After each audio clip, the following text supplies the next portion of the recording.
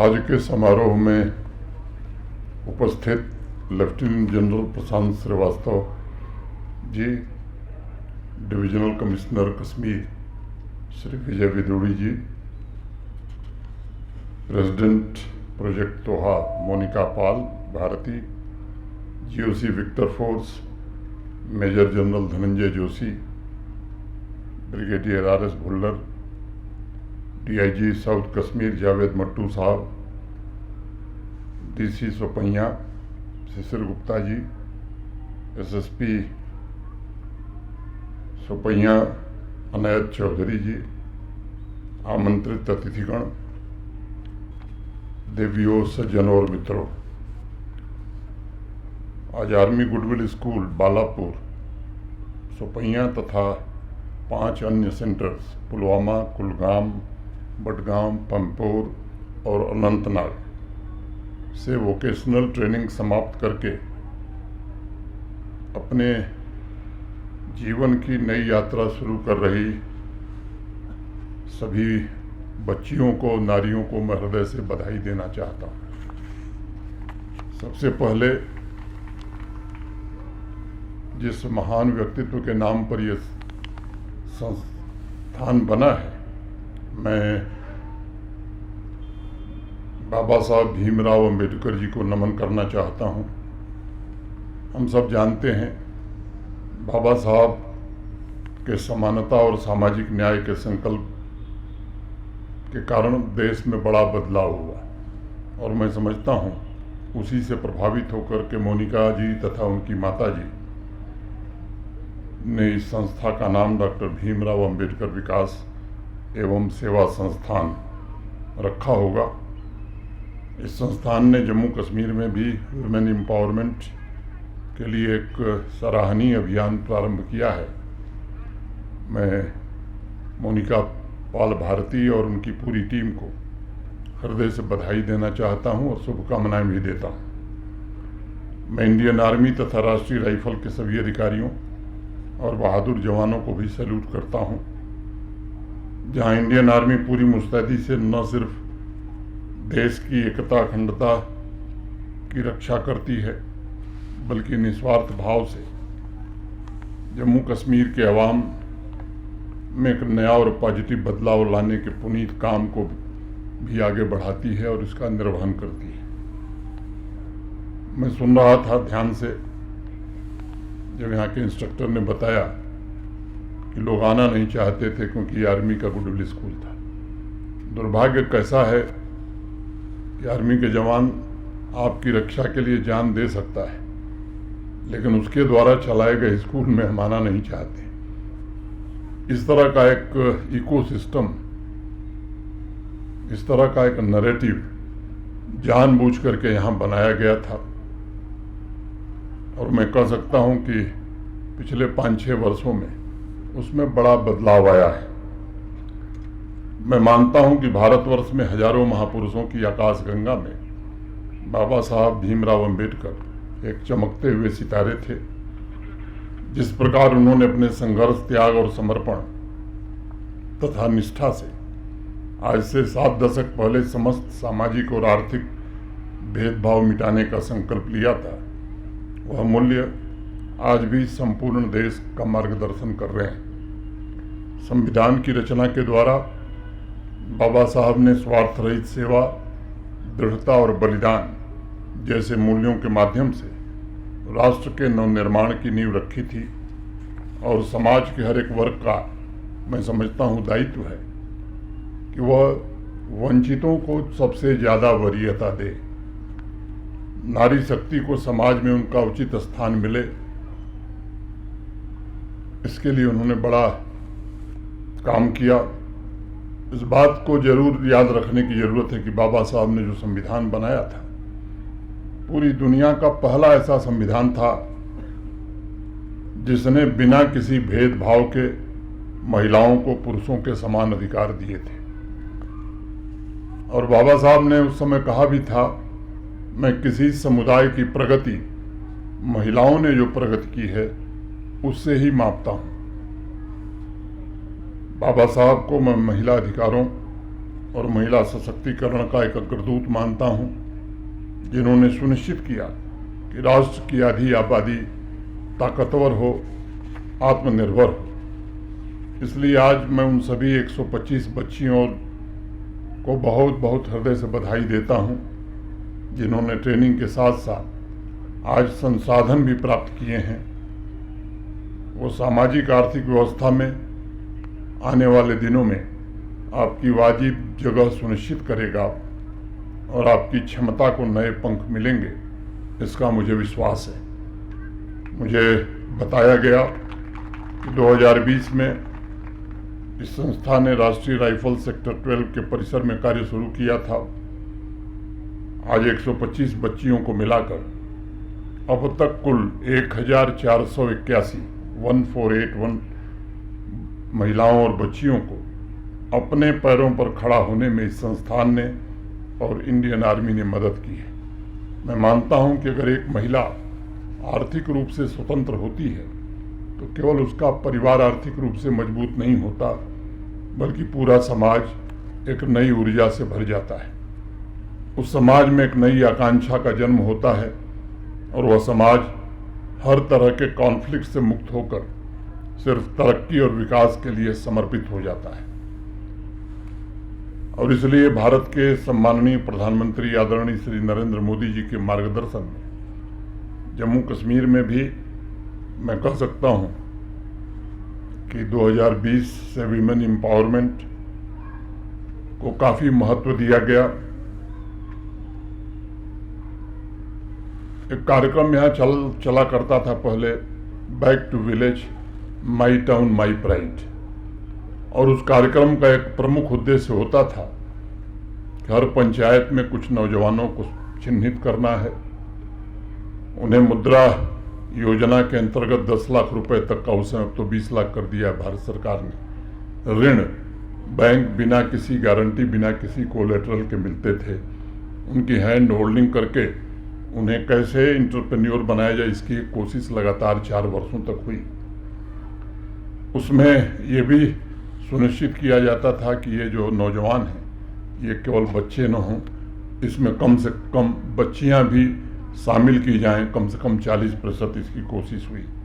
और मुझे खुशी है पिछले 20 से लेकर के 24 तक हमारे प्रशासन के सहयोगियों ने अनेक ऐसे बच्चों और बच्चियों को एंटरप्रेन्योर बनाया।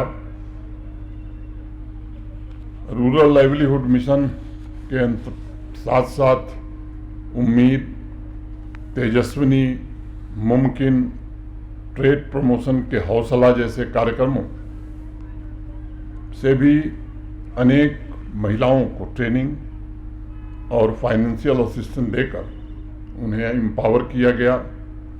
और आज अनेक ऐसी महिलाएं हैं, मैं संख्या बताऊं तो शायद आपको आश्चर्य होगा, लाखों की संख्या है, जो न सिर्फ सामाजिक और आर्थिक रूप से स्वतंत्र है, बल्कि जम्मू कश्मीर के आर्थिक विकास में अभिन्न अंग बन करके जम्मू कश्मीर के निर्माण में योगदान दे रही हैं। मैं बार बार एक बात कहता हूं कि आंकड़े कभी झूठ नहीं बोलते। अनेक प्रयासों का परिणाम रहा कि पिछले 5-6 वर्षों में जम्मू कश्मीर की इकॉनमी पहले की तुलना में डबल हो गई। जहां 1,25,000 करोड़ की इकॉनमी हुआ करती थी, वो पिछले साल 2,45,000 करोड़ की हो गई और इस साल 2,63,000 करोड़ की हो जाएगी। मैं बात कहना चाहूँगा कि नारी शक्ति को सशक्त, सक्षम, स्वावलंबी बनाने से ग्रामीण अर्थव्यवस्था में भी बड़ा परिवर्तन आया है। मुझे स्मरण है 2024 के आंकड़ों के मुताबिक लगभग 7.5 लाख महिलाएं पूरे जम्मू कश्मीर में सेल्फ हेल्प ग्रुप से जुड़ी थीं। एक वर्ष में 10,000 माइक्रो स्टार्टअप्स प्रारंभ हो सके थे। लगभग 5,000 सेल्फ हेल्प ग्रुप्स की वेमेन एंटरप्रेन्योर्स को एडवांस ट्रेनिंग भी दी गई थी ताकि वो अपने बिजनेस को स्केल अप कर सकें, आत्मनिर्भर बन सकें।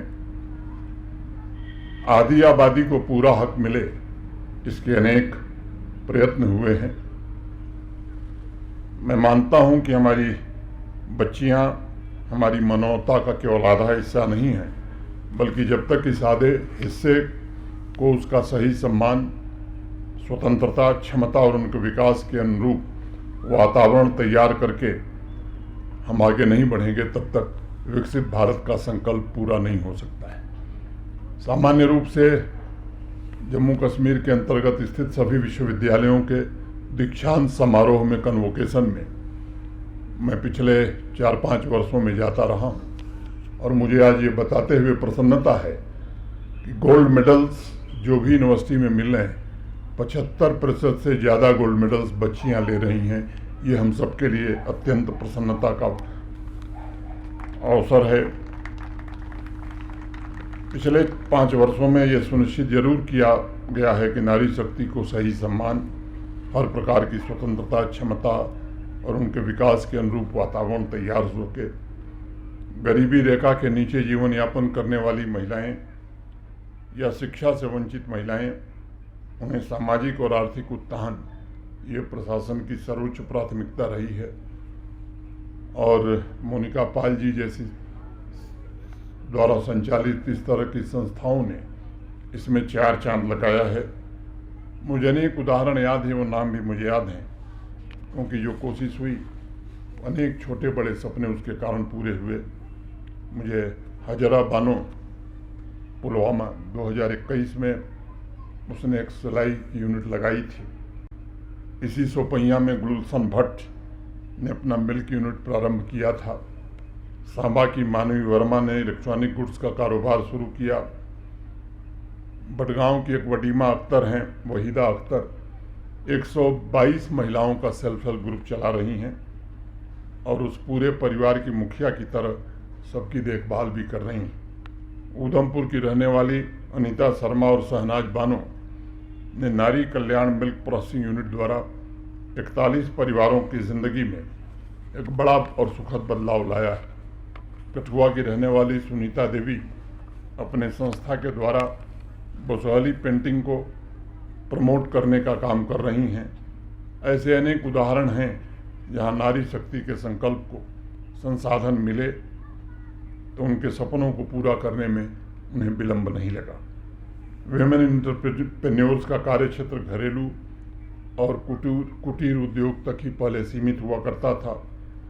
5 वर्षों में इसमें बड़ा बदलाव आया है। 2 साल पहले मैं गया था, पैडी कल्टीवेशन जो प्रारंभ हुआ था, तो HADP holistic agriculture development plan जो 2022 में यहाँ प्रारंभ हुआ था। और मैं कह सकता हूँ कि बहुत सोच विचार करके देश के जाने माने कृषि विशेषज्ञों की सलाह से जम्मू कश्मीर की इकॉनमी में एग्रीकल्चर और एलाइड सेक्टर का जो कंट्रीब्यूशन है उसे 5 वर्ष में कैसे दुगना किया जा सकता है, इसको ध्यान में रख करके HADP बनी थी। कृषि वैज्ञानिकों ने और हमारे कृषि विभाग के और एलाइड डिपार्टमेंट्स के अधिकारियों ने मिलकर के 29 प्रोजेक्ट डिफाइन किए थे और कोई प्रोजेक्ट साइलो में नहीं था, इंटरकनेक्टेड था।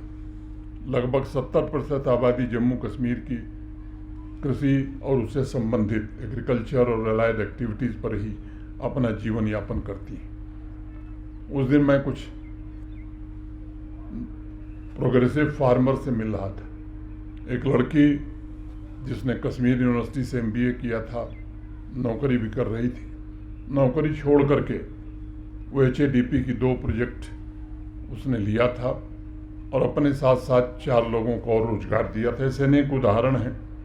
2023-24 के वित्त वर्ष में 3.5 लाख महिलाओं को जम्मू कश्मीर प्रशासन ने प्रोग्रेसिव फार्मिंग की ट्रेनिंग दी और मौजूद संभावनाओं से कैसे वो आगे बढ़ सकती हैं, इसकी कोशिश हुई।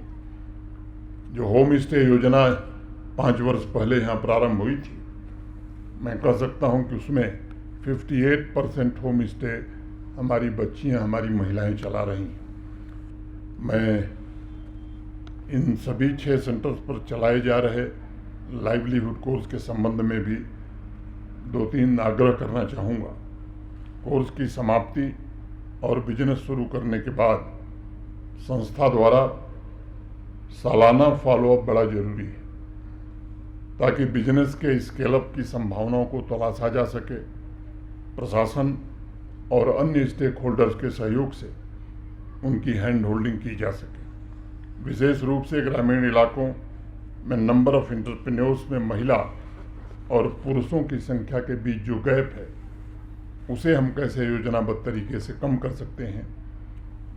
सभी महिलाओं की निरंतर हैंड होल्डिंग कैसे की जा सकती है, उन्हें आवश्यक सहयोग और मार्गदर्शन दिया जाए, इसकी कोशिश होनी चाहिए। अपनी बात पूरी करने से पहले मैं अवश्य कहना चाहूँगा कि अगर हमारी और हमारे देश की संस्कृति बची हुई है, हम में जो भी संस्कार बचे हुए हैं, तो वो नारी शक्ति की वजह से बचे हैं। और इसलिए हमें अपनी सामाजिक आर्थिक व्यवस्था में महिला वर्कफोर्स को प्रमोट करके उनकी प्रगति जरूर सुनिश्चित करनी चाहिए। इसके लिए सबसे पहले हमें उनकी क्षमता और योगदान को, उनकी स्वतंत्रता, महत्वाकांक्षा और स्वाभिमान को पहचानना होगा, उन्हें खुद सम्मान देना होगा। दूसरी महत्वपूर्ण बात, बिजनेस में उनकी लीडरशिप की भूमिका के लिए भी हमें निरंतर प्रयत्न करने होंगे। विकास की ज्वाला जलाए रखने में हमारी महिलाएं, हमारी बच्चियां पुरुषों से रत्ती भर कम नहीं हैं, और इसलिए राष्ट्र निर्माण और समग्र विकास में नारी शक्ति की बराबर भागीदारी हो, इसका प्रयत्न पूरे देश में हो रहा है। हमें भी इस दिशा में और प्रयत्न करने की आवश्यकता है। महात्मा गांधी ने हरिजन पत्रिका में 5 नवंबर 1938 के अंक में एक लेख लिखा था, उसकी 2 पंक्तियां मैं उद्धृत करना चाहूँगा। आत्म बलिदान और साहस के मामले में नारी पुरुष से अधिक उत्तम है। गांधी जी इस बात पर बहुत बल देते थे कि महिलाओं को उनकी गरिमा का एहसास कराना ये बहुत आवश्यक है। मैं मानता हूँ कि शिक्षा, स्किल डेवलपमेंट, सेल्फ एम्प्लॉयमेंट के लिए आर्थिक सहायता भी एक प्रमुख माध्यम है जिसके जरिए महिलाओं को उनकी गरिमा का सम्मान दिया जा सकता है।